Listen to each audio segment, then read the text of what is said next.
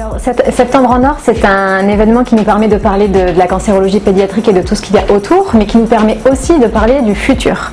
Alors, on a vu que ce sont des maladies rares avec des taux de guérison qui sont maintenant devenus très bons, c'est maintenant 8 enfants sur 10 qu'on va pouvoir guérir, mais malheureusement, c'est pas suffisant.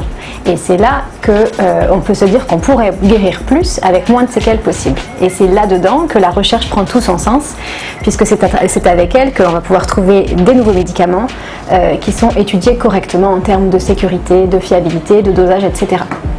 Alors qu'est-ce que c'est exactement la recherche et comment ça fonctionne? Alors la recherche, ça va être un ensemble de dispositifs et de méthodes d'études qui vont nous permettre de répondre à une question de recherche et d'apporter de nouvelles solutions. Par exemple, un chercheur qui va mettre en évidence une molécule d'intérêt particulière va transmettre à travers tout un processus jusqu'à l'aboutissement du médicament qui sera disponible. Tout ça, ça fait partie de la recherche. Alors, on va pouvoir avoir plusieurs types de recherche. La recherche tout d'abord fondamentale, donc là c'est plutôt les chercheurs en laboratoire qui vont venir travailler sur les mécanismes du cancer, de l'action du système immunitaire sur le cancer, et qui vont mettre en lumière des molécules importantes.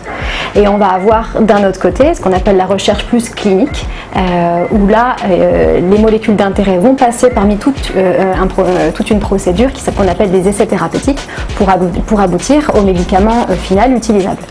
Donc effectivement, c'est une grosse machine, la recherche clinique. Il y a dans les gros centres en cancérologie, il y a même des métiers dédiés, des infirmières de recherche clinique, des techniciens ou des assistants de recherche clinique, et puis des médecins qui font que ça et qui travaillent ensemble pour collecter les informations, collecter les données et faire ainsi avancer les projets. Alors tout ça, bien sûr, c'est encadré par la loi. Il existe des comités scientifiques dédiés qui étudient chaque protocole avant de le valider pour s'assurer que le bénéfice pour les enfants est bien réel. Et puis il existe aussi des comités de protection des personnes pour s'assurer que tout est bien cadré.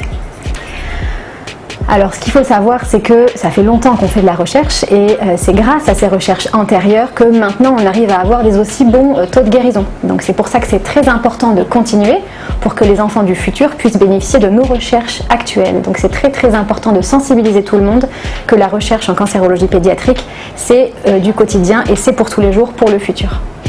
Alors en ce qui concerne la Martinique, pour l'instant, nous ne disposons pas d'une unité de recherche.